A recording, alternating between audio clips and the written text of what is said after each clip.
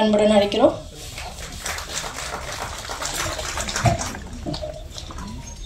நெஞ்சு பொறுப்பதிலேயே இந்த படத்தை வாழ்த்துவதற்காக வருகை தந்திருக்கக்கூடிய மாண்புமிகு பாராளுமன்ற உறுப்பினர் விசிக தலைவர் முனைவர் திரு தொல் திருமாவளவன் அவர்களை மேடைக்கு வருமாறு பணிவன்புடன் அழைக்கிறோம்.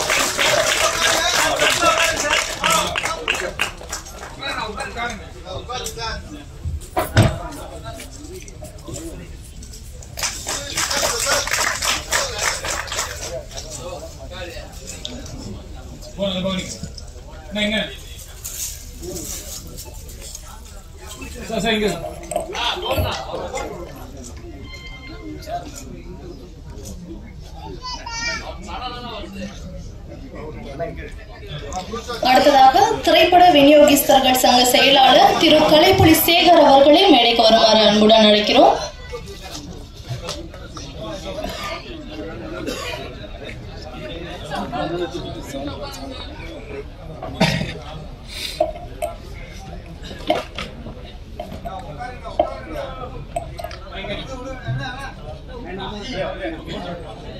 அடுத்ததாக விசிக துணை பொதுச் செயலாளர் திரு வன்னியரசு அவர்களை மேடைக்கு வருமாறு அன்புடன் அழைக்கிறோம்.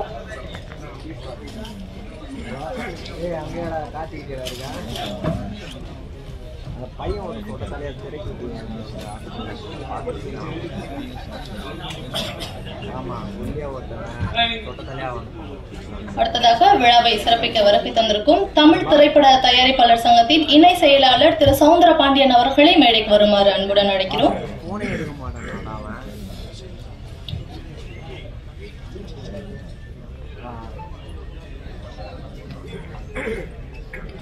அடுத்ததாக தயாரிப்பாளர் திரு செந்துரன் அவர்களை மேடைக்கு வருமாறு அன்புடன் அழைக்கிறோம்.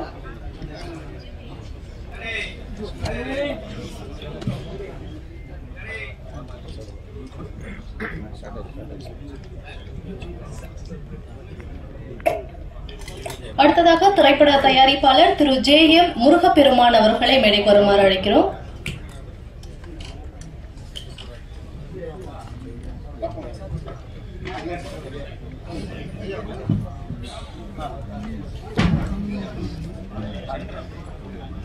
திரைப்பட குழுவை வாழ்த்த வருகை தந்திருக்கும் தமிழ்நாட்டு பத்திரிகையாளர்கள் சங்க தலைவர் திரு டி.எஸ்.ஆர். சுபாஷ் அவர்களை மேடைக்கு வருமாறு அழைக்கிறோம்.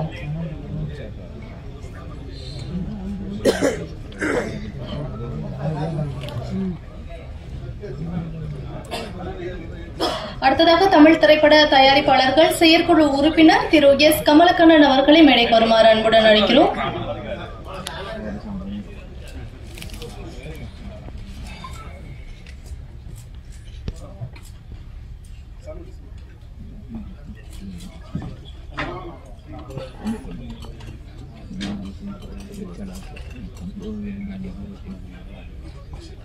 அடுத்ததாக தயாரிப்பாளர் இயக்குனர் திரு B.R.R. அவர்களை மேடைக்கு வருமாறு அன்புடன் அழைக்கிறோம்.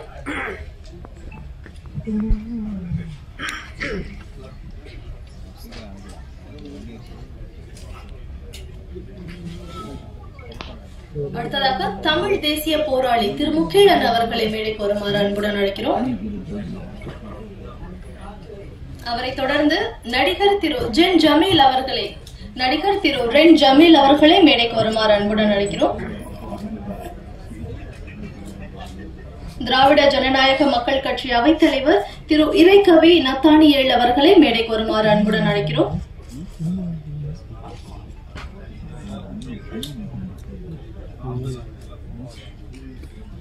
அடுத்ததாக இயக்குனர் திரு ராசா விக்ரம் அவர்களை மேடைக்கு வருமாறு அன்புடன் அழைக்கிறோம்.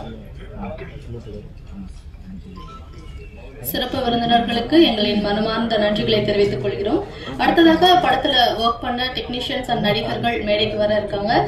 ட்ரெய்லரும் பாடல்களும் பார்த்தோம், ரொம்ப அழகா நடிச்சிருந்தாங்க. படத்துடைய கதாநாயகர் திரு அரவிந்த்,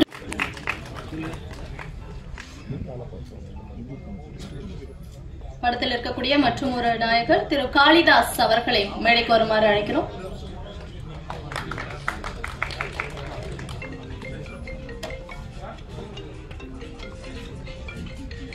அடுத்ததாக படத்துடைய கதாநாயகி புவனேஸ்வரி ரமேஷ் பாபு அவர்களை மேடைக்கு வருமாறு அழைக்கிறோம்.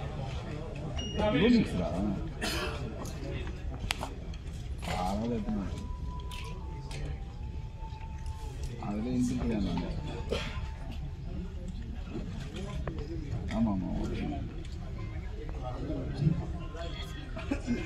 கொஞ்சம் சார்ஜ் போட்டு ஆமாம் ஃபுல்லாக வரைக்கும் சார்ஜ்.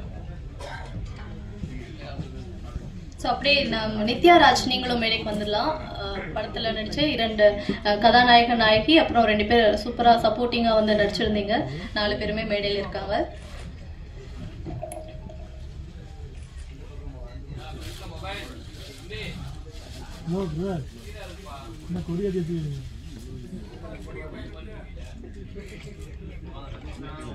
அடுத்ததாக நெஞ்சு பொறுக்குதல் என்ற ஒரு அற்புதமான படத்தை நமக்காக கொடுத்திருக்கக்கூடிய கதை, திரைக்கதை, வசனம், எழுத்து அப்படின்ட்டு எல்லாத்தையுமே சிறப்பா பண்ணி படத்தை இயக்கியிருக்கக்கூடிய இயக்குனர்கள் திரு பிளஸோ ராய்ஸ்டன் மற்றும் இயக்குனர் கவி தினேஷ் குமார் ஆகியோரை மேடைக்கு வருமாறு அன்புடன் அழைக்கிறோம்.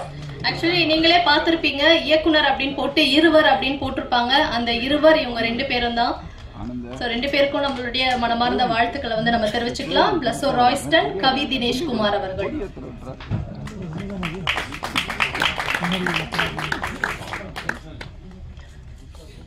அடுத்ததாக இன்றைய விழாவின் நாயகன் பாடல் மியூசிக் டைரக்டர் திரு ML சுதர்ஷன் அவர்களை மேடைக்கு வருமாறு அன்புடன் அழைக்கிறோம்.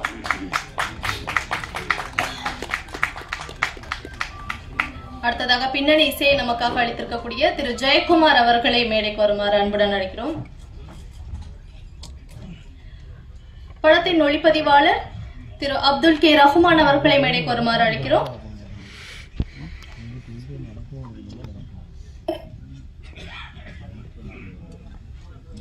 அடுத்ததாக திரு டாக்டர் பாஸ்கர் அவர்களை மேடைக்கு வருமாறு அன்புடன் அழைக்கிறோம்.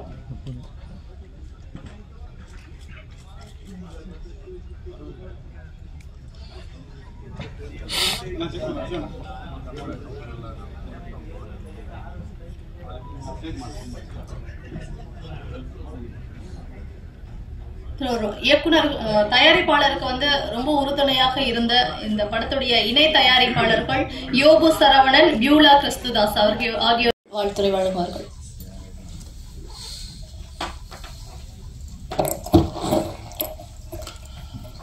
அனைவருக்கும் வணக்கம்.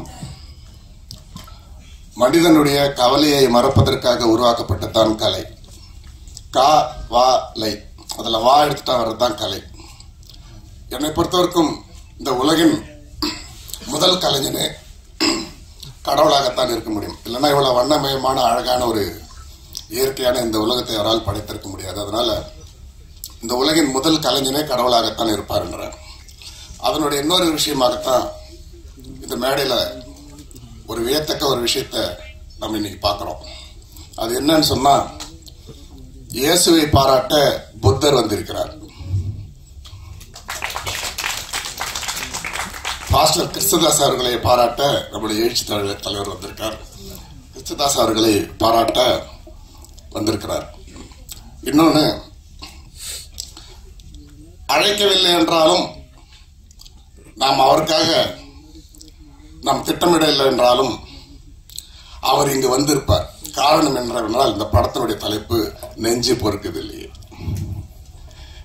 இன்னைக்கு இந்த இந்தியாவிலேயே எதை வேணாலும் நம்ம ஆன்லைன்ல ஆர்டர் பண்ணலாம், வாங்கலாம், இல்ல போய் விலை கொடுத்து வாங்கலாம், மிரட்டி வாங்கலாம், கெஞ்சி வாங்கலாம். இந்த மாதிரி எத்தனையோ வழிகளில் வந்து வாங்க முடியாத கிடைக்காத விஷயம்ங்கிறது எதுவுமே இல்லை. ஆனால் கெஞ்சியும் மிரட்டியும் எந்த நிலையிலும் வாங்க முடியாத ஒருவர் இந்தியாவில் இருக்கிறார் என்றால் அவர் எங்கள் எழுச்சி தமிழர் திருமாவளவன் அவர்கள் தான். இன்னைக்கு ஒரு திரைப்பட விழாவிலையும் அவர் வந்திருக்கிறாரு. இந்த திரைப்பட குழு அவரை வைத்து இந்த நிகழ்ச்சியை நடத்துறாங்க அப்படின்னு சொன்னா, இந்த சமூகத்திற்கு ஒரு நல்ல மெசேஜ் இந்த படத்தின் மூலமா அவங்க சொல்ல போறாங்கன்றதான் அர்த்தம். அதற்கு இந்த தலைப்பு ஒரு உதாரணம், இதற்காக வந்திருக்கக்கூடிய தலைவர் ஒரு உதாரணம். மேலும் நம்மளுடைய கலைப்புலி சேகரன் சார் போன்ற முக்கியமான பிரமுகர்கள்லாம் இந்த மேடையில் இருக்காங்க. உங்களுக்கு ஒரு வேண்டுகோள், எங்களுடைய பத்திரிகையாளர்கள் தோழர்கள் எல்லாருடைய சார்பாக நான் சொல்றேன், நிறைய திரைப்படங்கள் மக்கள் பார்த்து அவர்களுடைய கருத்து சொல்வதை ஏற்றுக்கிறதுக்கு எல்லாருமே தயாரா இருக்கும். அதை படத்தில் இன்வெஸ்ட் பண்ணவங்களாகட்டும், நடிச்சவங்க எல்லாருமே. ஆனால் ஒரு குறிப்பிட்ட சிலர் வன்மத்தை மனதில் வைத்துக்கொண்டு சிலர் நபர்களுடைய பர்சனல் எல்லாத்தையும் வச்சுக்கிட்டு அதையும் படத்தோட ஒப்பிட்டு, அதாவது ஒரு சில கும்பல் எந்த படம் ஓடணும், எந்த படம் ஓடக்கூடாது, எந்த படம் பார்க்கணும், எந்த படத்தை பார்க்கக்கூடாது, எந்த படத்தை வெளியிடவே கூடாது, எதை பார்த்தே ஆகணும், இப்படி எல்லாம் ஒரு நிர்ணயம் செய்யக்கூடிய ஒரு அராஜக தன்மை இன்னைக்கு திரைப்படத்துறையில போய்கிட்டு இருக்கு. இதையெல்லாம் களை எடுக்கணும், முறியடிக்கணும். இதற்கெல்லாம் ஒரு முடிவு கட்டக்கூடிய சில தீர்மானங்களை நீங்க எடுக்கணும். தமிழக அரசின் சார்பில் நடவடிக்கை எடுக்கணும்னு சொன்னா கூட திரைப்படத்துறையில் இருக்கக்கூடிய பெப்சி ஆகட்டும், இயக்குனர் சங்கம் எல்லாருமே சேர்ந்து கூட அதற்கான ஒரு கோரிக்கையை அரசுக்கு கொடுக்கறதுக்கு நம்ம தலைவர் அவர்கிட்ட கூட நீங்க அணுகலாம். ஏன்னா இன்னைக்கு தலைவர் சொன்னார்னா கேட்கக்கூடிய நிலையில எல்லாருமே இருக்கிறாங்க. என்ன சொன்னாலும், அவர் என்ன நினைத்தாலும் அவரால் இன்றைக்கு தமிழ்நாட்டில் செய்ய முடியும், இந்திய அளவில் செய்ய முடியும். காரணம், அவர் மக்களின் தலைவராக இருக்கிறார், மக்களின் பக்கம் இருக்கிறார். அப்படி இருக்கும் பொழுது அடித்தட்டு பாதிக்கப்பட்ட ஒடுக்கப்பட்ட மக்களுக்காக ஒரு இந்திய அளவில் விலைக்கு வாங்க முடியாத ஒரு ஒப்பற்ற தலைவராக இருப்பவர் திரைப்படத்துறையிலும் இது போன்ற ஒடுக்குமுறைகளை களை எடுக்க, தகர்த்தெறிய, உண்மையிலே நல்ல திரைப்படங்கள் வெளியே மக்கள் கருத்து சொல்லிட்டோம், மக்கள் புறக்கணிக்கிட்டோம், அதை ஏற்றுக்கொள்வதற்கு எல்லாரும் தயாரா இருக்கிறாங்க. அது அவங்க யாரும் நம்ம பணம் கொடுத்து படம் பார்க்கிறவங்க விமர்சனத்தை நம்ம யாரும் தடுக்க முடியாது. அதை நம்ம வரவேற்று தான் ஆகணும், அதை எதிர்கொண்டு தான் ஆகணும், அதை ஏற்றுக்கொள்ள தான் ஆகணும். ஆனால் குறிப்பிட்ட சிலர் அதற்கான மத சாயங்கள் இந்த மாதிரிலாம் போட்டு செஞ்சு பண்றாங்க. அதையெல்லாம் தடுக்கணும். அதே மாதிரி நம்மளுடைய பாராளுமன்ற உறுப்பினர் தலைவர்கிட்ட ஒரு வேண்டுகோள் வைக்கிறார். திருவள்ளுவர் திரைப்படம், திருவள்ளுவருடைய படம் பூரா டிசைனா கலர் கலரா பண்றாங்க, காவி போடுறாங்க, என்னென்னவோ பண்றாங்க. இதெல்லாம் சட்ட ரீதியா தடுக்கிறதுக்கு ஒரு தீர்மானத்தை நிறைவேற்றணும். கலைஞர் அவர்களால் கேட்டு வேண்டுகோள் விடுக்கப்பட்டு, அண்ணா அவர்களால் அறிவுறுத்தப்பட்டு, கே வேணுகோபால் சர்மா அவர்களால் வரையப்பட்டு மத்திய மாநில அரசால் அங்கீகரிக்கப்பட்ட திருவள்ளுவர் சிலை அது எப்படி இருக்கோ அப்படியே தான் இருக்கணும். அதை கலர் காவி போற இது போன்ற விஷயங்கள்லாம் அனுமதிக்க கூடாது. எப்படி மகாத்மா காந்தியோட ஒரு புகைப்படத்தை அரசுடைமையாக்கப்பட்டிருக்கோ அதை தவறா எப்படி பயன்படுத்த முடியாதோ, அதே போல திருவள்ளுவருடைய படத்தை இப்படித்தான் பயன்படுத்தணும், இதுதான் கலர், இதுதான் இருக்கணும் அப்படிங்கறத அதை அதை ஸ்ட்ரீம்லைன் பண்ணி அதற்கு ஒரு சட்டம், அதை ஏதாவது மாத்தினாங்கன்னா சட்டப்படி நடவடிக்கை கூடிய ஒரு சட்டத்தை நீங்க கொண்டு வரத்துக்கு நீங்க குரல் கொடுக்கணும் அப்படின்னு சொல்லிட்டு ட்ரெய்லர் சாங்ஸ் எல்லாமே ரொம்ப பிரமாதமா இருக்கு. நம்ம நண்பர் செந்தூரன் இந்த டீம் பத்தி சொன்னாரு. எவ்வளவு கஷ்டப்பட்டு இப்படி ஒரு படத்தை செய்திருக்கிறாங்க, எவ்வளவு லவ் சப்ஜெக்ட்ஸ் இருக்கு. ஒரு லவ் சப்ஜெக்ட் மூலமாவும் சொசைட்டிக்கு இவ்வளவு சோசியல் விஷயங்களை சொல்ல முடியுமா அப்படிங்கறத ஒரு பெரிய சேலஞ்சிங்கா நெஞ்சு பொறுக்குதல் படத்துல ரொம்ப அழகா எடுத்திருக்கிறாங்க, பண்ணியிருக்கிறாங்க. நம்மளுடைய ஊடகத்தை சார்ந்த பத்திரிகையாளர் தோழர்கள் எல்லாருக்கும் நான் ஒரு வேண்டுகோள் வைக்கிறேன். இது மாதிரி ஒரு சமூக நோக்கத்தோட எந்த விதமான வணிக ரீதியான வெறும் வியாபாரத்தை மட்டுமே கருத்தில் கொண்டு சொசைட்டில ஏதோ ஒரு கலவரத்தை ஏற்படுத்தி நம்ம ஏதோ ஒரு பரபரப்பு பண்ணி நம்ம பணம் சம்பாதிக்கலாங்கிற எண்ணெல்லாம் இருக்கிறவங்களுக்கு நடுவில் ஒரு நல்ல சிந்தனையோட ஒரு நல்ல நோக்கத்தோட சமூகத்துக்கு தேவையான ஒரு நல்ல படைப்பை ரொம்ப கஷ்டப்பட்டு ரொம்ப சிரமப்பட்டு அருமையான ஒரு டீம் வச்சு அவங்க செய்திருக்கிறார்கள்.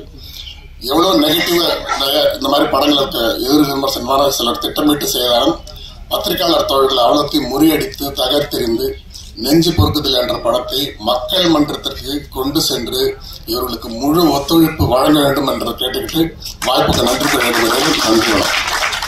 மேடையில் இருக்கக்கூடிய அனைத்து சிறப்பு விருந்தினர்களும் பேச வேண்டும். நேரமும் குறைவாக இருக்கும் காரணத்தால் சிறப்பு விருந்தினர்களை ஒரு சில வார்த்தைகள் பேசுமாறு கேட்டுக்கொள்கிறோம்.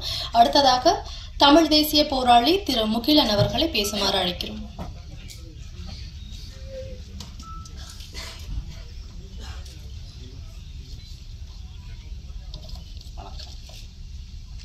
மேடை பேச்சு புதுசு, நெஞ்சு பொறுக்குதில்லையே. நெஞ்சமே மறக்காத திரைப்படமாக மாற வேண்டும் என்றுதான் நான் ஆசைப்படுகிறேன். கல்லறைகளில் காலடிக்கு கீழே வைக்கிற காந்தல் மலர்கள் காற்றில் வருடுகிற போது கூட சத்தங்க காமல் உறங்குகிற உன்னத போராளிகள் எழுந்துவிடக்கூடாது என்பதற்கான மாதமாக கார்த்திகை மாதத்தில் இந்த நெஞ்சு பொறுக்குதலையே என்கிற திரைப்படம் வெளிவருவதை நான் மகிழ்ச்சியோடு வரவேற்கிறேன். திரைப்படத்தில் லிபியாவின் உமர் முக்தாருடைய திரைப்படம் பார்த்திருப்போம். அதில் சில காட்சிகள் இடம்பெறும். உமர் முக்தார் தனது சுதந்திர தாகத்திற்காக போராடுகிற போது படக்காட்சிகளில் படமாக்கியிருப்பார்கள். தூக்கு மேடையை ஏறுகிற போது உங்களுக்கு இறுதி ஆசை என்னவென்று கேட்பார்கள். அவர் சொல்லுவார், என் பாதங்கள் என் புண்ணிய தேசத்தில் படர்ந்து நான் சாக வேண்டும் என்று சொல்லுவார். அப்படி ஒரு நிபந்தனையை ஏற்க இயலாது என்று அங்கே இருந்த அதிகாரிகள் சொல்லுவார்கள். இருந்தாலும் அவருக்கு மரண தண்டனை கொடுக்கப்படுகிறது. அதை ஒரு சிறுவன் பார்த்து கொண்டிருந்த போது, ஐயா, நீங்கள் இந்த புண்ணிய தேசத்தில் போகப் போகிறீர்கள், உங்களுடைய கைகளிலே கிடக்கிற தடியை என்னிடம் தாருங்கள், அடுத்த கால போராட்டத்திற்கு நான் தயாராகிறேன் என்று சொன்னதைப் போல புரட்சியாளர் அம்பேத்கருடைய தடியையும் தந்தை பெரியாருடைய தடியையும் என் அரசியல் ஆசானாக விளங்கி கொண்டிருக்கிற நம் எழுச்சி தமிழர் அவர்களிடத்திலே 2 தடிகளை கொடுக்கிறோம்.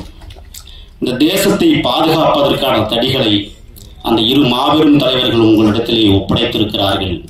இந்த தேசத்தை மீட்டெடுப்பதற்காக களத்திலே நீங்கள் அதிதீவிரமாக களமாடுகிற நேரத்தில் உங்களுடைய விரல் நுனியை பிடித்து விடுதலை கேட்பதற்காக நானும் பின்னால் வந்து கொண்டிருக்கிறேன் என்பதை என்னுடைய எழுச்சி தமிழர் தலைவர் அண்ணன் திருமா அவர்களுக்கு நெஞ்சார்ந்த வணக்கத்தை தெரிவித்துக் கொள்கிறேன்.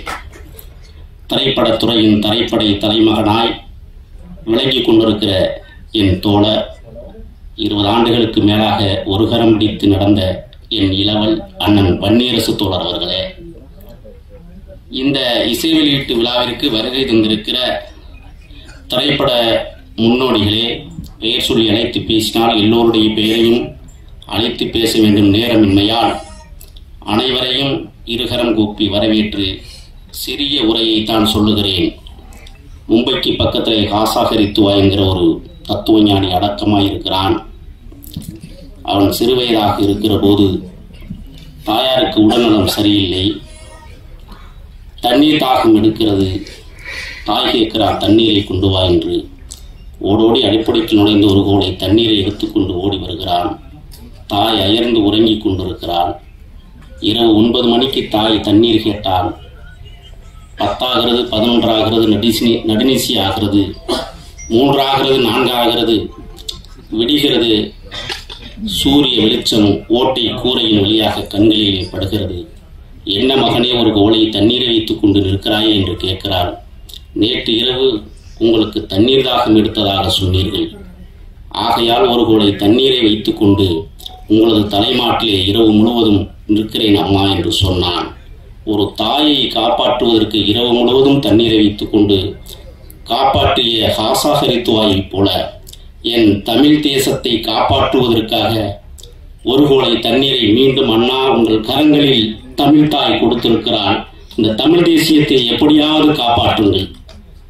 என் இனமானத்துடைய தேசிய தலைவன் விட்டு சென்ற பணிகளை உங்களிடத்திலே ஒப்படைத்திருக்கிறார். அடுத்த திரைப்படத்துறைக்கு வர்றேன். அடிமை முறைகள் மிக அதிகமாக இருக்கிற இடம் 2 இடம். ஒன்று காவல்துறை, இன்னொன்று திரைப்படத்துறை. இந்த திரைப்படத்துறையில அடக்குமுறைகள் இருப்பதை அனைத்து சங்கங்களும் உடைத்தெறிய வேண்டும். சனாதனம் கோலோச்சி இருக்கிற இந்த திரைப்படத்துறையில் மிக கவனமாக காலடி எடுத்து வைக்கிற சூழலில் நாம் நின்று கொண்டிருக்கிறோம். ஒரு கதாநாயகன் நடிச்சா அவருக்கு துணிமணியிலிருந்து, ஷூலேருந்து, செருப்புலேருந்து, தண்ணீர்லேருந்து, திங்கிற பொருள் வரை எல்லாத்தையும் எடுத்து கொடுக்குற ஒரு பல்வேறு மனிதர்களை நியமிச்சிருப்பாங்க. அந்த மாதிரி நடிகர்கள் கழிவறைக்கு போனா கால் கழுவுவதற்கும் உதவியாளரை யாராவது வச்சிருப்பாங்களா? ஆக ஒரு கதை நாயகன் இந்த தேசத்தின் மக்களுக்காக பயன்படக்கூடிய நல்ல கருத்துக்களை வழங்கக்கூடிய நடிகனாக மாற வேண்டும். அப்பொழுதுதான் திரை மிக சிறந்த இடத்திற்கு செல்லும். ஆகையால் திரைப்படத்துறையில் இருக்கிற சனாதன கோட்பாடுகளை உடைத்தெறிய வேண்டும்.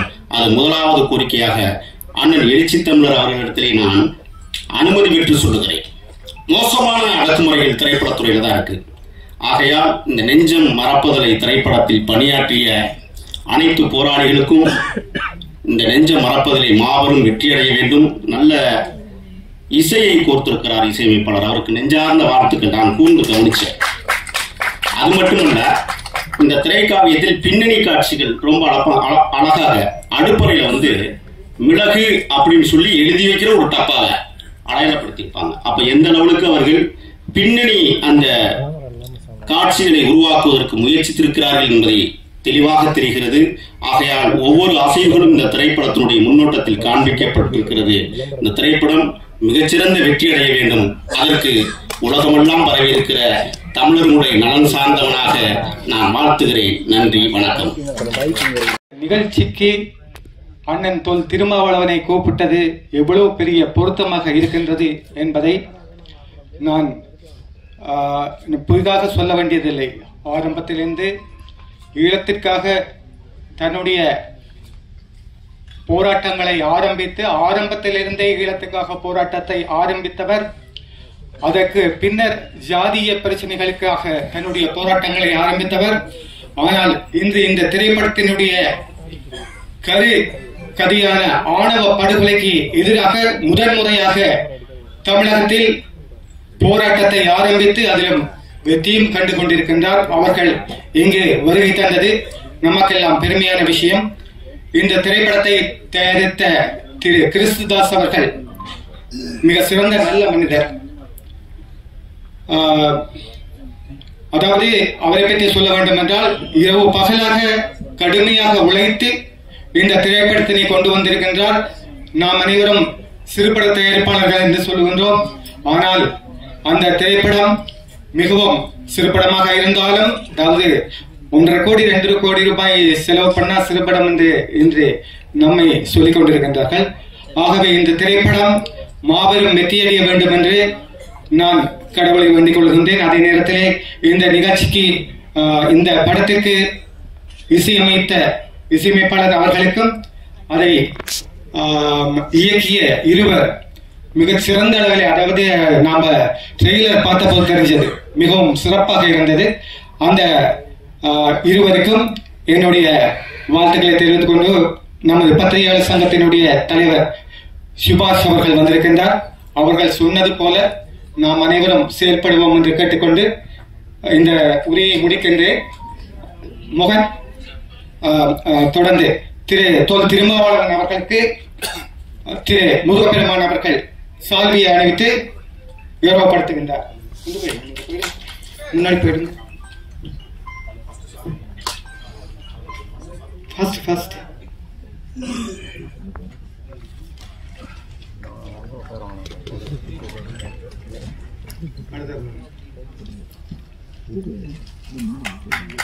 இந்த திரைப்படத்தினுடைய தயாரிப்பாளர் கிறிஸ்துதாஸ் அவர்களுக்கு அடுத்ததாக பொன்னாடை போட்டி கௌரவிக்கின்றார். டைம் இல்ல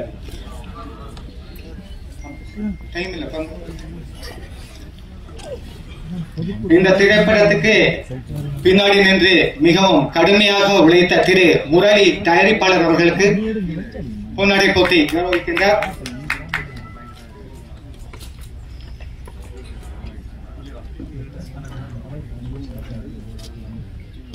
திரு வன்னியரசு அவர்களுக்கு பொன்னாடை அணிவித்து கௌரவிக்கின்றார்.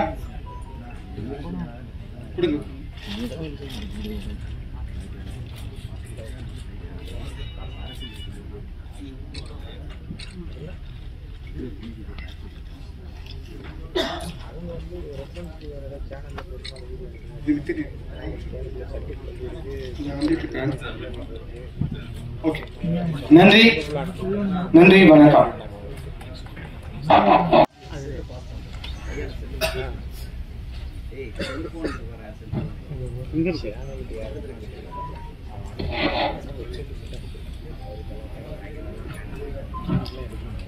தர்மத்தை காப்பாற்றுவதற்காகவும் அகர்மத்தை அகற்றுவதற்காகவும் இங்கே வந்திருக்கும் புரட்சி புயல் அண்ணன் திருமால் அவர்கள் இந்த சிறப்பான நிகழ்ச்சிக்கு எங்கள் தயாரிப்பாளர் சங்கத்தினுடைய நிகழ்ச்சிக்கு அண்ணன் வந்திருக்காருங்க.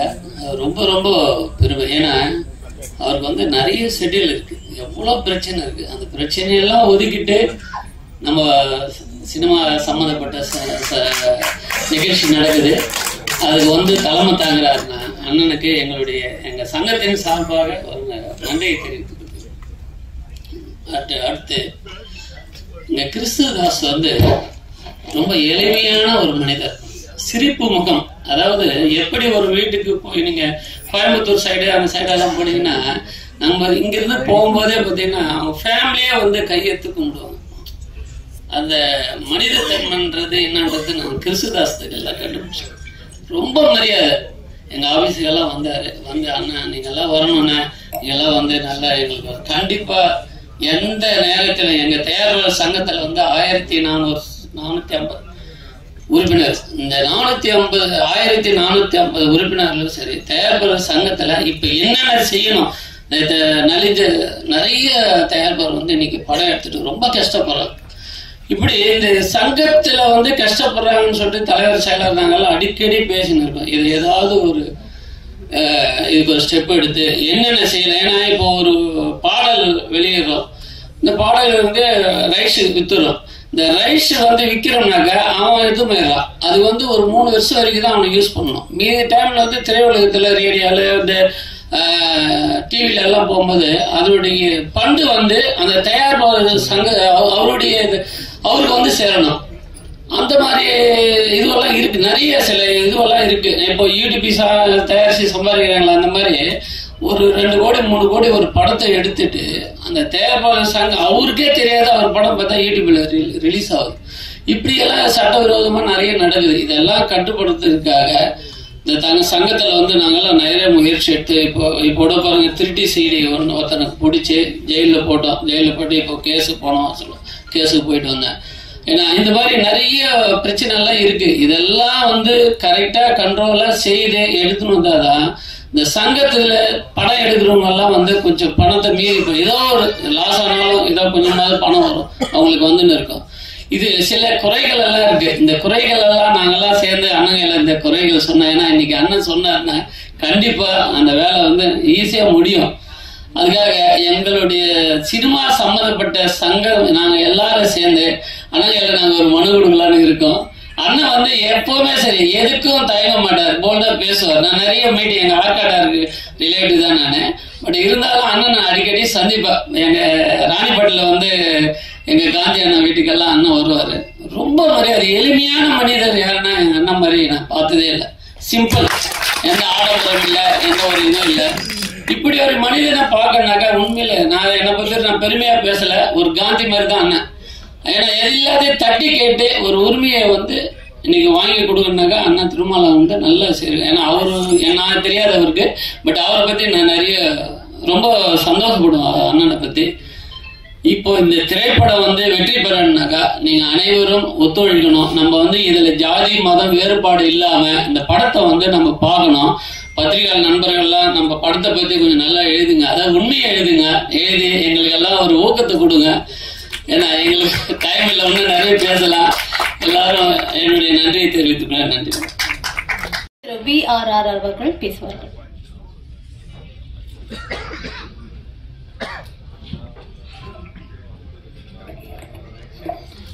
அனைவருக்கும் வணக்கம். படத்துடைய ட்ரெய்லர் பார்த்தோம், சாங் பார்த்தோம். அதோடைய லிரிக்குடைய வரிகள் நிறைய இருக்கு. அதில் ஒரு சின்ன என்னுடைய வரிகள் நான் சொல்றேன். அது அந்த படத்துடைய டைட்டிலுக்கு ஈக்குவலா இருக்கும். மலரே ஓ மலரே, உன்னை காண ஓடோடி வந்தேன். நீ காற்றோடு காணாமல் போனால் இந்த ஏழையின் உள்ளம் தாங்காதடி. மனம் விட்டு பேச துடித்தேன், அந்த மலரை பறிக்கச் சென்றேன். காற்றும் புயலும் வந்தது, என் மலரை அடித்துச் சென்றது. ஓடோடி பார்த்தேன், மறைந்தது, என் கண்களும் காண துடித்தது. அது போல இந்த படத்துடைய டைட்டில் இருக்கு, நெஞ்சம் பொறுக்குதில்லையே. நிச்சயமா இந்த படம் வெற்றி அடையணும். குறிப்பா மியூசிக் டைரக்டர் இது இன்ட்ரடக்ஷனு. எந்த மியூசிக் டைரக்டரையும் கீபோர்டிஸ்டா ஒர்க் பண்ணலன்னாரு, ஸ்ட்ரைட்டா வந்திருக்காரு. பட் அந்த மியூசிக்ல ஒரு சின்ன வலி இருக்கு. நிச்சயமா எம்எல் சுதர்ஷனுக்கு இந்த படம் ஒரு பெரிய வெற்றியா எல்லாம் வேண்டிக்கிறேன். அதே மாதிரி என்னுடைய நண்பர் புதுசா ஒரு ஃபர்ஸ்ட் பிலிம் பண்ணிருக்காரு. இன்ஷால்லா இந்த படம் மிகப்பெரிய அளவுல வெற்றி அடையணும், இருவருக்கும் வெற்றி அடையணும்னு எல்லாம் வல்ல இறைவன் கிட்ட கேட்டு வணங்கிக்கிறேன். நன்றி. சங்க செயலாளர் திரு கலைப்புலி சேகர் அவர்கள் பேசுவார்கள்.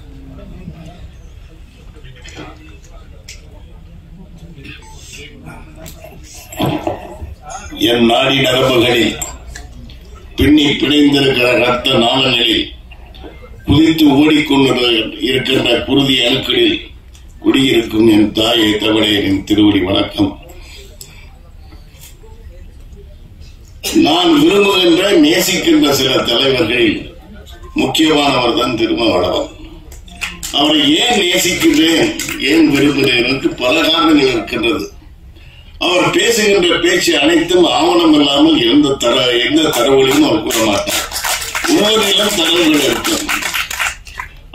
அதே போல மொழி காப்பதில் இனம் காப்பதில் முன்னிற்கின்றார். இதெல்லாம் எல்லாருக்கும் வருவதில்லை, ஒரு சிலருக்கு வரும்.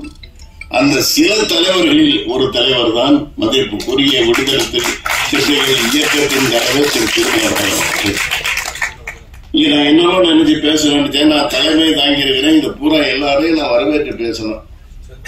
ஆனா இப்ப அதற்குரிய நேரம் என் அண்ணனுக்கு பணிகள் ஜாஸ்தி இருக்குது. ஒண்ணு மட்டும் ஏன் அவரை நேசிக்கிற ஒரு முக்கியமான ஒரு ஈடுபாடு எனக்கு உண்டு. ஏன்னா அவர் இவ்வளவுதான் பேசுறாரு. எனக்கு ஒன்னே ஒண்ணுதான் அவர் மேல ரொம்ப ஆரம்பத்தில் ரொம்ப பிடிச்சது என்னன்னா, ஒரு கூட்டம் கூட்டினாருங்க, 5000 பேர் திரட்டினாரு. அத்தனை பேருக்கு தமிழ் பேரை மாத்தினாரு. யார் செஞ்சிருக்கா? அவர் அப்பா தொல்காப்பியன்னு மாத்தினாரு. அந்த பக்கத்துல இருக்கிறாரு பாருங்க, அவர் பேர் ஒரிஜினல் பேரு எனக்கு என்னன்னு தெரியாது, வழியரசு. அதே மாதிரி நீங்க சோறு விளம்பரம் எல்லாம் பாருங்க, எங்க பார்த்தாலும் ரமேஷ் குமேஜ் இவன் என்னென்னமா இருக்கும். ஆனா இவங்க கட்டு சுவர்ல பாருங்க, சிந்தனை செல்வன், வன்னியரசு, சிற்பி, என்னென்னமா அத்தனை தூய தமிழ் பேர்கள். அதனாலதான் எனக்கு அவர் மேல ரொம்ப ஈடுபாடு. அவர் உண்மையை தான் பேசுவார், பெரும்பாலும் உண்மையை பேசுவாரு. அவர் எதையும் பேசாத உண்மைகள் கிடையாது. அவர் பாராளுமன்றத்தில் பேசுற பாத்தீங்கன்னா அத்தனையும் ஆவணம் இருக்கும், யாரும் பதில் சொல்ல முடியாது. இப்ப நான் கூட சில கருத்துகள் சொல்ல நினைச்சேன், ஆனா பணி இருக்கனால என்னால சொல்ல முடியவில்லை. அதனால அடுத்த ஏதாச்சும் சந்தர்ப்பங்கள் இருந்தா அதுல நான் அறிவியல் பத்தி சில அவர்கிட்ட, ஏன்னா அவர் பேசுறதுல அறிவியல் சமந்தான் பேசுவாரு. அவர் சொல்ற ஒவ்வொன்றும் இந்த திராவிடத்தை பத்தியோ தமிழ் தேசிய பத்தியோ திராவிட கருத்தையும் சொல்லுவாரு. அதெல்லாம் எவ்வளவு அவர் அற்புதமான ஆவணத்தோடு பேசுறாரு. இந்த புராணங்களை வச்சுக்கிட்டு இவங்க அடிக்கிற கூத்துட்டு பாருங்க. ஒரு மத்திய அமைச்சர் சொல்லியிருக்கிறாங்க, என் முனிவர் ஒருத்தர் விமானத்தை ஏற்கனவே 5000 கண்டுபிடிச்சிட்டாரு. ஏன் 11000 மேல போனா சுவாசிக்க முடியாதுங்க. அதை இங்கேயே நிறைய பேர் இப்ப ஆக்சிஜன் இதை வச்சுதான் சுவாசிச்சுட்டு இருக்கிறாங்க. இந்த காலகட்டத்தில் யாராச்சும் வானத்தில் பறந்து போக முடியுமா மாஸ்க் இல்லாம? இல்ல அதுக்கான தரவுகள் ஆவணங்கள் எங்கேயா இருக்குதான். சரி, இதை விடுங்க, அவருக்கு பணி நிறைய இருக்குது. இருந்தாலும் ஒரு நம்ம சுபாஷ் ஒரு கருத்து சொன்னாரு சார், ஒன்னே மட்டும் சொல்றேன், அண்ணன் சொல்லிட்டு இருந்தேன். சங்கங்கள் கட்டுப்பாடும் கடமை உணர்வும் இருக்கணும். தலைவர்களை பொறுத்தா அதுல இருக்க உறுப்பினர்களை பொறுத்தா இந்த திரையுள்ள சங்கங்கள்லாம் இவர் நிறைய விஷயங்கள் செதறி அடிக்குமாறு அவர் முன்னிலை யாரும் சொன்னாங்க. ஆனா சங்கங்கள்லாம் செதறி கிடக்குது. ஒரு சங்கம் 2 சங்கம் இல்லைங்க, ஒவ்வொரு சங்கத்தையும் உடைச்சாங்க. இப்படி இருக்கும்போது எங்க ஒற்றுமை வருது சொல்லுங்க?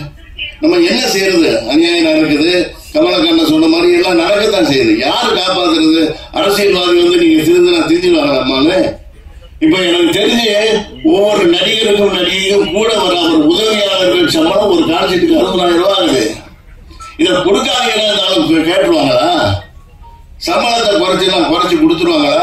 இங்க 100 கோடினா அடுத்த வேணா 120 கோடி கொடுக்குறேன், நீ கொடுங்க, நான் பிளாக்ல கொடுக்குறேன்னு. இது நடைமுறைதான். இதை போய் அவர் திருமாவளவனோ இல்ல முதல்வர் அவர்களோ இல்ல துணை முதல்வர்களோ திருத்தவங்களோ கலைவுல திரும்ப வந்தவங்க தான் எப்படி கேட்பாங்க? இது நம்ம தான் முதல்ல திரும்பணும். என்று நம்ம பணம் வாங்காம ஓட்டு போடுறோமோ அன்னைக்கு தான் இந்த தயாரிப்பாளர் சங்கமும் நம்ம தொழில்துறையும் நல்லா இருக்கும். நம்ம பணம் வாங்கக்கூடாது. ஏழைப்பாளைகள் வாங்குறத வச்சு விட்டுருங்க. ஒரு தயாரிப்பாளர் யாரு பணம் கொடுத்து பண்ண, நம்மளே போய் பணம் வாங்கிட்டு ஓட்டு போறோம். இது எங்க போய் சொல்லுங்க? இப்ப சமீபத்தில் இப்ப பாத்துருக்கீங்க எவ்வளவு ஒரு கல்யாணங்கிறது, நீங்க திருமணங்கிறது ஒவ்வொரு திருமணத்திலும் நீங்க பாத்துருப்பீங்க. நம்ம வீட்டு பிள்ளைங்க விளையாண்டுகிட்டு இருக்கோம், இளைஞர்கள் பேசிக்கிட்டு இருப்பாங்க, சீட்டாடிக்கிட்டு இருப்பாங்க, எவ்வளவு சந்தோஷமா இருப்போம். அப்படிப்பட்ட கல்யாணத்தை எடுத்து அதை கொண்டு போய் டிவி இதுல விற்கிறாங்கன்னா நம்ம என்ன சொல்றது? அந்த விற்கிறதுல சண்டை. இந்த திருமணத்தை நீங்க விற்கிறீங்களா, நாளைக்கு எதை நீங்க விற்க மாட்டீங்க? எவ்வளவு கொடூரம் இது! நம்ம எதை நோக்கி நம்ம போய்கிட்டு இருக்கிறோம்? இதெல்லாம் முதல் நம்ம தெரிஞ்சுக்கிட்டு நம்ம தலைவர்கிட்ட போய் சொல்லி, ஐயா எங்களுக்கு இப்படியெல்லாம் நடக்குது, நாங்க ஒரே தூரம் ஏற்பி சொல்கிறோம், எங்களுக்கு நீங்க திருத்தி கொடுங்கன்னா அவங்க கண்டிப்பா செய்வாங்க. நம்ம முதல்வர் செய்வாரு, துணைதான் அவங்களுக்கு துணையா அவர் இருப்பாரு. நான் அவர்கிட்ட ஏற்கனவே கேட்டுக்கிட்டேன், நீங்க எப்பயும் கூட துணையா இருக்கணும். ஏன்னா நீ அவங்களாதான் தமிழ் இனம் காக்க முடியும், மொழி காக்க முடியும். திராவிட தேசியம் விட்டுருங்க, அது வேற, அது பிரச்சனை வேற. அது எல்லாரும் உட்கார்ந்து பேச வேண்டியது, சும்மா குழப்பிட்டு இருக்கிறாங்க. எல்லாரும் ஒண்ணுதாங்க. தெலுங்கானால வண்டி விட்ட முடியுமா? தெலுங்கானா நம்ம தமிழ்ல இருந்து பிறந்தவங்க தெலுங்கு எல்லாம் பேசுகிறது பாருங்க. தெலுங்கு பிரிச்சு பாருங்க, சமஸ்கிருதம் தமிழ் தான் இருக்கும். நீங்க மலையாளி பேசுற பாருங்க, அவன் தான் தூய செந்தமிழ் பேசுறான், நம்ம கொடுந்தமிழ் பேசிருக்கிறோம். நம்ம தண்ணிங்கிறான், அவன் வெள்ளாங்கிறான், நீ நம்ம சொல்லுங்கிறான், அவன் பறையன்னு சொல்றான். எல்லாம் செந்தமிழ். இவெல்லாம் விளக்க முடியாது. உன்னோட ஒன்ன கலந்துட்டான். இது யதார்த்தம். கலப்பு தான் மாற்றம். 1379 கோடி ஆண்டுகளுக்கு முன் இந்த எண்ணெய்க்கு பிரபஞ்சம் பிறந்து அதில் கலந்து கெமிக்கல் உருவாச்சு. நம்ம தண்ணி ஹைட்ரஜன் ஆக்சிஜன் கலந்துதான் தண்ணி. கலப்பலாட்டி ஒண்ணு இல்லை, அதை மாற்றம். அதனால இதெல்லாம் ஒரு விரிவான இது இங்க சொல்றதுக்கு இல்லை. அதனால இந்த விழாவிற்கு நான் இந்த படத்தை பத்தி சொல்ல வந்துட்டேன். இந்த தம்பி நம்ம சங்கரெல்லாம் மெம்பராக இருக்கிறாரு. ஆனா ஒரு அற்புதமான ஒரு சின்ன பட்ஜெட்ல ஒரு அழகான ஒழிப்பு நான் ரசிச்சு பார்த்தேன். ஏன்னா நாங்கெல்லாம் நிறைய படம் 4 படம் எடுத்துக்கிட்டு சின்ன பட்ஜெட்ல எனக்கு ஒரு அளவு இருக்குல்ல, இதுதான் என்னென்ன கேமரா யூஸ் பண்ணிருக்காங்க எல்லாம் எனக்கு தெரியும். ஆனா உண்மையில அழகான ஒளிப்பதிவு எல்லாமே நியூஸ் ரைட்டர் நல்லா பண்ணிருக்கிறாங்க. அதை விட நடிகர்லாம் அந்தந்த கேரக்டருக்கு என்ன தர்ம சங்கடம்னா எத்தனை பேர்ட்ட சொல்றேன், என் வயசுக்கு ஏற்ற கேரக்டர் பண்ணுங்க அப்படின்னா கேட்க மாட்டேன். 45 வயசுல ஹீரோவா நடிக்கிறான், நான் போய் இப்ப ஹீரோ நடிக்கலாம், ரஜினி நடிக்கிறான், டை அடிச்சுட்டு போய் நடிக்கவா? நானே ஜமீன் கோட்டை இந்த படத்துல ஹீரோ நடிச்சு பெரிய வெற்றி அந்த படம். ஆனா நான் அந்த பொண்ணை தொடக்கூட மாட்டேன். ஏன்னா எனக்கு அப்ப வயசு 44. ஏன்னா 44 போய் இப்ப நம்ம டான்ஸ் ஆடுறது, பொண்ணை போய் தொடர்றதுன்னு தொடவே நான் ஹீரோயினியா ஒரே ஒரு இடத்துல நான் தாலி கட்டுவேன், அவ்வளவுதான். அதுக்கு அந்த படம் பெரிய வெற்றி அடைச்சு. என்ன இடம், எந்த கேரக்டர், யாரை செய்து எதை செய்யுதுன்னு சொல்லி யோசிச்சு எடுத்தா நமக்கு வெற்றி அடையும். அது மாதிரி இந்த படத்துல இது காதல் படம், காதல் மலர்ன்ற படம். நல்ல ஆளுங்களை போட்டுக்கிறாங்க. ஹீரோவும் நல்லா இருக்கிறாரு, ஹீரோயின் நல்லா இருக்கிறாங்க, எல்லாம் நல்லா இருக்கிறாங்க, எல்லாம் நல்லா இருக்குது. இதை பார்க்கும்போது என் நெஞ்சு பொறுக்குதுல நெஞ்சு ஆனந்தமாக இருக்குது. அதனால தம்பி அசோசியேஷன் வந்தாரு, டிஸ்ட்ரிபியூட் அசோசியேஷன் வந்தாரு, முரளியும் வந்தாரு. இவருக்கெல்லாம் ரொம்ப சப்போர்ட்டா இருக்கிற முரளி வந்தாரு, வந்து பேசுறாங்க. தம்பி இந்த சூழ்நிலை இப்படி இருக்குது, இதனால இதை பார்த்து போடுங்க சொல்லி அவங்களுக்கு நான் அட்வைஸ் பண்ணிக்கிறேன். அதுபடி நடந்து அவரோட பெரிய வெற்றியை பெற்று முதலீடுகள்லாம் திரும்ப பெற்று இந்த களத்தில் இருக்கிற அந்த தொழில்நுட்ப கலைஞர்கள், நடிகர்கள் அத்தனை பேரும் பெரும் வாழ்வாங்க வாழ வாழ்த்து விடுவது. நன்றி, வணக்கம். பொறுக்கதிலேயே இந்த படத்தை இருவர் இயக்கியிருக்காங்க, பிளெஸோ ராய்ஸ்டன் மற்றும் கவி தினேஷ்குமார். இந்த இருவரில் ஒருவரான இயக்குனர் பிளெஸோ ராய்ஸ்டன் அவர்களை பேசுமாறு அழைக்கிறோம். Good afternoon. எனக்கு இதுதான் ஃபஸ்ட்டு எக்ஸ்பீரியன்ஸ் ஸ்டேஜில் நின்று பேசுறது. ஸோ எனக்கு ரொம்ப நர்வஸாக இருக்குது.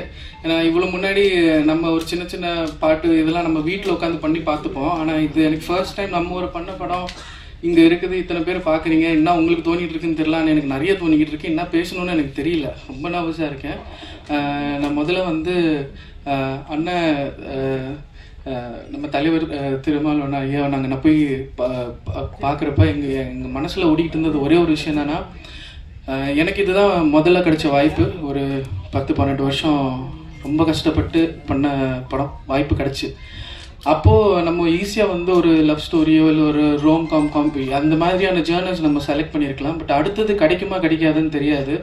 உண்மையாகவே கலையை நேசிக்கிறேன்றனால நானும் என்னுடைய சகோதரர் கவி நாங்கள் 2 பேரும் 7-8 வருஷத்துக்கு முன்னாடி டிசைட் பண்ணது. அப்போவே என்னைக்கே ஒரு நாள் படம் பண்ணுவோண்டா, அன்றைக்கி நீ எந்த ஊரில் இருந்தாலும் சரி, நான் எந்த ஊரில் இருந்தாலும் சரி, நம்ம பண்ணுறப்ப ஒருத்தர் கான்டாக்ட் பண்ணிப்போம், பண்ணுறது 2 பேரும் சேர்ந்து படம் பண்ணுவோம். ஆனால் இப்போ நிறைய டியூல் டைரக்டர்ஸ் இருக்காங்க, அவங்க பேர் போட்டுப்பாங்க. ஆனால் நம்ம அப்படி வேண்டாம், நம்ம இத்தனை வருஷம் காத்து ஒரு படம் பண்ணுறோன்னா இருவருன்னே போவோம் இது யாரும் பண்ணலை, நம்ம பண்ணுவோம். பேர் அவங்களுக்கு வேணும் வேணான்றது இல்லை. எங்களை பொறுத்த வரைக்கும் அந்த இருவர் ஒரு கலையை கொடுத்துருக்குறாங்க, அதை நீங்கள் பார்த்து ரசிக்கிறீங்க, ஸோ இப்படியே நம்ம கேரி பண்ணோம்னு சொல்லிட்டு நாங்கள் ஒரு கதையை டிசைட் பண்ணோம். என்னன்னா பண்ணுறது ஒரு படம், அடுத்தது நம்மளுக்கு கிடைக்காதுன்றதுல ரெண்டாவது. ஆனால் சோஷியல் மெசேஜ்னு ஒன்று இருக்கணும். இதில் மெசேஜ்னு நம்ம கற்றுக்கிற விஷயங்கள் நிறையா இருக்காது, ஆனால் உங்களுக்கு தெரிஞ்சுக்க வேண்டிய விஷயங்கள் நிறையா இருக்குது. நம்ம இப்போ எல்லாமே மொபைல் ஃபோன்ஸில் இருக்கிறோம், வேலை பார்க்குறோம், வீட்டுக்கு வரோம், நம்மளாம் லவ் பண்ணியிருப்போம், லவ் பண்ணவங்களுக்கு கல்யாணமும் கட்டியிருப்போம். ஆனால் இந்த மாதிரியான சொசைட்டிக்கு நடுவில் ஒரு கூட்டம் இருந்துக்கிட்டு இருக்கு. அவங்க ஒன்றுமே அவங்களுக்கு உண்டான ஃப்ரீடம் கிடைக்க மாட்டேங்குது. அவங்க லவ் பண்ணி கல்யாணம் கட்டிக்கிட்டாங்கனாலும், இல்லை லவ் பண்ணிக்கிட்டு இருக்கிறப்பவே, இல்லை லவ் சொல்கிறதுக்கே பயமாக இருக்கிற ஒரு சில பிரச்சனைகள் இந்த சமுதாயத்தில் போயிட்டுருக்கு.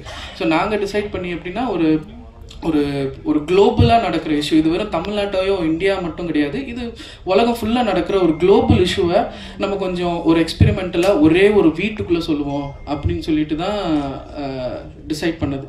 ஸோ இதுக்கு எங்களுக்கு ஸ்ட்ராங்காக சப்போர்ட் பண்ணது. நிறைய சேலஞ்சஸ் இருந்துச்சு. எங்கள் ப்ரொடியூசரை கன்வின்ஸ் பண்ணுறது வந்து இப்போ இருக்கிற டிரெக்டர்ஸுக்கு ரொம்ப டஃப், கிடைக்க மாட்டாங்க. பணம் இருக்கிறவங்க தெரிஞ்ச ஆர்டிஸ்ட்டை வச்சு போடணும், இல்லை யாருன்னா ஒருத்தர் பணம் பண்ணிட்டு வந்திருக்கோம். இப்படி இருக்கிற ஒரு சுச்சுவேஷனில் எங்கள் அண்ணன் வந்து அண்ணன் எனக்கு வந்து நான் ரொம்ப சின்ன பையன்லேருந்து தெரியும். ஸோ அவர் ரொம்ப கன்சிஸ்டன்சி பார்த்துட்டே இருந்தார். இவன் எதுவுமே இல்லை, நான் எந்த ஒரு வேலைக்கு போவேன், எனக்கு ஒரு சின்ன ஒரு 1000-2000 பிரச்சனை இருந்துச்சுன்னா ஏதோ ஒரு வேலைக்கு போயிட்டு ஒரு மாதம் சம்பளத்தை வாங்கிட்டு ரெசிக்னேஷன் போட்டு நான் வந்துடுவேன். எனக்கு சினிமா அப்படி தான், எனக்கு அதில் மட்டும்தான் எனக்கு மைண்டு போகும். அந்த கன்சிஸ்டன்சி பார்த்துட்டே இருக்கிறப்ப கொஞ்சம் வருஷம் கழிச்சு அப்புறம் நான் சொன்னேன், நீங்கள் ஒரு சப்போர்ட் பண்ணுங்கண்ணே அப்படின்னு சொன்ன பிறகு கதை என்ன அப்படின்னு கேட்டேன்னா, நான் இந்த மாதிரி நான் கதை இதெல்லாம் இருக்கணும்னு அண்ணன் வந்து மறுபேச்சு எதுவுமே கேட்கல. நீ பண்ணிவிடுவேன், நீ கான்ஃபிடென்ட்டாக இருக்கியா, டெஃபினட்டாக நான் உனக்கு இது பண்ணுறேன், நீ இது ஒன்றால் முடிக்க முடியுமா அப்படின்னு. ஆனால் என்கிட்ட ஒரு சின்ன பிளான்ஸ் இருக்குன்னு, நம்ம அந்த மாதிரி பிளான்ஸ்லாம் நம்ம எக்ஸிக்யூட் பண்ணோன்னா கண்டிப்பாக இந்த படத்தை நான் யாருன்னு தெரியாது, ப்ரொடியூசர் அண்ணன் இந்த உலகத்துக்கு யாருன்னு தெரியாது, இந்த கதையை நம்ம கொண்டு போகணுன்னா நிறைய பேர்த்துக்கு தெரிய வைக்கணும்னா இந்த மாதிரியான சோஷியல் இஷ்யூஸை ஹேண்டில் பண்ணுற ஒரு பெரிய பவர்ஃபுல்லான மென் நம்மளுக்கு வேணும்னு அவங்கள நம்ம நோக்கி போனோம் அப்படின்னு சொல்லிட்டு படம் முடிச்சுட்டு சப்போர்ட் பண்ணிட்டு வந்தாச்சு. அப்புறம் அண்ணன் வந்து எங்களுக்காக நாம் எப்படின்னா வெளியே போயிடணும், போகிறது தாண்டி இந்த கதை இந்த மெசேஜ் வந்து மக்களுக்கு போய் சேரணும்னு சொல்லிட்டு எங்களை விட்டுட்டு 2 மாசமா சென்சார் வந்துட்ட பிறகு அண்ணனை கான்டாக்ட் பண்றதுக்கு அவ்வளோ முயற்சிகள், அங்கே நிறைய முயற்சி பண்ணோம். ஃபைனலாக அண்ணன் வந்து நம்ம தலைவரை மீட் பண்ணுறப்ப எங்களை கூட்டி போனப்ப நாங்கள் சொன்னேன், உங்களை வச்சு தான் இது பண்ணணும் அப்படின்னு சொல்லி இந்த ஃபங்க்ஷனுக்கு அவங்க ஆக்சுவலி ஒத்துக்கிட்டாங்க. என்ன கான்செப்ட் அந்த மாதிரி பேர். இதில் நான் மெயினாக நான் சீக்கிரம் முடிச்சுக்கிறேன் 1 மினிட்ல. எனக்கு என்னன்னா இந்த படத்தில் எனக்கு ரொம்ப பெரிய சப்போர்ட் வந்து கவி. அவன் நான் எப்படியோ அப்படிதான் அவன். ரெண்டாவது எனக்கு ரொம்ப பெரிய பலம் வந்து அப்துல், இந்த படத்தோட கேமராமேன். இந்த படத்தில் நடிச்சவங்களும் வேலை பார்த்தவங்களுக்கு எல்லாருமே டெபியூ தான். யாருமே இதுக்கு முன்னாடி இன்னொரு படத்தில் அந்த டெக்னீஷியனாக ஒர்க் பண்ணது கிடையாது, அசிஸ்டன்ஸாக ஒர்க் பண்ணி உள்ளே வந்தவங்க தான். விஷுவலா அந்த பையன் அப்துல் வந்து நான் சீரியஸா அடுத்தது யாருன்னா பண்றீங்க அப்படின்னா நீங்க ஒரு டெஸ்ட் வச்சு பாருங்க, அந்த பையன் ஜெயிச்சிருவான். நீங்க என்னன்னா சொல்லுங்க, கலர் சொல்லுங்க, என்னன்னா சொல்லுங்க. நான் அவங்க கூட கொஞ்ச நாள் தான் ஒர்க் பண்ணேன். பார்த்தப்பே நான் அங்கேயே சொன்னேன், என்னைக்கே ஒரு நாள் நம்ம படம் பண்ணுவோம், எனக்கு பண்றப்ப நீ தான் எனக்கு கேமராமேன் அப்படின்னு சொல்லி டிசைட் பண்ணேன். அடுத்த படமும் பிஸியானாலும் சரி அவனுக்காக நான் வெயிட் பண்ணி தான் அடுத்த படம் போவேன். ரொம்ப ஸ்ட்ராங்கான பிலீவர் நான் அப்துல்க்கு, என்னோட கேமராமேனுக்கு. அடுத்தது இந்த படத்தினுடைய நாயகன் நம்ம எம்எல் சுதர்ஷன் மியூசிக் டைரக்டர், அவருக்குமே இந்த படம் புதுசு தான். நிறைய டெக்னிக்கலாக கொஞ்சம் நல்ல சவுண்ட் உள்ள ஒரு பார்ட்டி தான் அவரும் வந்து எப்படின்னா நாங்கள் இந்த கதை அவர்கிட்ட சொல்கிறப்ப எனக்கு கொஞ்சம் அங்கங்கே சஜஷன்ஸ் கொடுத்து கொஞ்சம் ஹெல்ப் பண்ணிட்டு மியூசிக் ரொம்பவே நல்லா பண்ணியிருக்காங்க. நீங்கள் படத்தில் பாருங்கள். அடுத்தது வந்து ஆர்டிஸ்ட், என்னுடைய தம்பி, கூட பிறக்காத தம்பி மாதிரி என்னுடைய அரவிந்த். அவன் எனக்கு ரொம்ப பெட்டு. எங்கள் படத்தில் இன்னொரு டைம் கிடச்சிச்சுன்னா நிறைய சொல்லுவேன். ஆக்சுவலி அவனை நான் ஷூட்டிங் ஸ்பாட்டில் தான் ஃபஸ்ட்டு டைம் பார்க்குறேன்னு. அடுத்தது என்னோட ஹீரோயின் சந்தியா, அது புவனேஸ்வரி, கேரக்டர் பேர் சந்தியா அப்படியே வரும். எனக்கு அவ்வளோயும் நான் பார்க்குறப்ப ஒர்க் பண்ணுறப்ப ரொம்ப ஆத்மார்த்தமாக அந்த கேரக்டருக்குள்ளே பூந்து தான் எல்லாமே ஒர்க் பண்ணது. எல்லாமே யங்ஸ்டர்ஸ் இந்த படத்தில். அடுத்தது வந்து காளிதாஸ், எங்களுடைய இன்னொரு சப்போர்ட்டிங்கான ஆர்டிஸ்ட். அப்புறம் நித்யா வந்து 100% ஒரு ஃப்ரெண்ட்லியான ஆர்டிஸ்ட், டைரக்டருக்கு ஏற்ற ஒரு ஆர்டிஸ்ட். அந்த பொண்ணு ரொம்ப ஃப்ரெண்ட்லி, நல்லா ஒர்க் பண்ணுவா. நீங்கள் என்ன சொல்கிறீங்களோ அந்த ஒர்க்கை முடிச்சுட்டு தான் அடுத்த வேலைக்கு போவா. தூங்க மாட்டா. விடிய 2:30 கால் ஷீட் போனது, அது விடிய பண்ணா. ஸோ அவளுக்கும் நான் நன்றியை தெரிவிச்சுக்கிறேன். அண்ணன் மிச்சது நான் யாருன்னா மறந்துருந்தேன்னா சாரி, நான் நர்வஸ்ல இருக்கிறேன். நம்ம தனியா பேசுறப்போ அண்ணா கேட்டுங்க, நான் எல்லா டீட்டெயில்ஸும் சொல்றேன். எனக்கு இந்த வாய்ப்பு கொடுத்ததுக்கு ரொம்ப நன்றி. ப்ளீஸ் இந்த படத்துக்கு ஆதரிங்க. சின்ன படம் பெரிய படம்னு பார்க்காதீங்க. இது ஒரு கருத்தா உண்மையாவே பிசினஸ் நோக்கி இந்த படத்தை பண்ணல. இந்த படத்தை பண்ணது வெறும் உங்களுக்காக மட்டும்தான். அடுத்த வாய்ப்பு கிடைக்கும் கிடைக்காதுன்னு தெரியல. இந்த மேடை நான் யூஸ் பண்ணிக்கிறதுக்கு ஒரே விஷயம் என்னன்னா, இதுல ஒரு சோஷியல் அவேர்னஸ் விஷயத்த சொல்லியிருக்கோம். ஸோ அதுக்காக ஆச்சு, கொஞ்சம் டைம் கொடுத்து பண்ணுங்க. Thank you so much.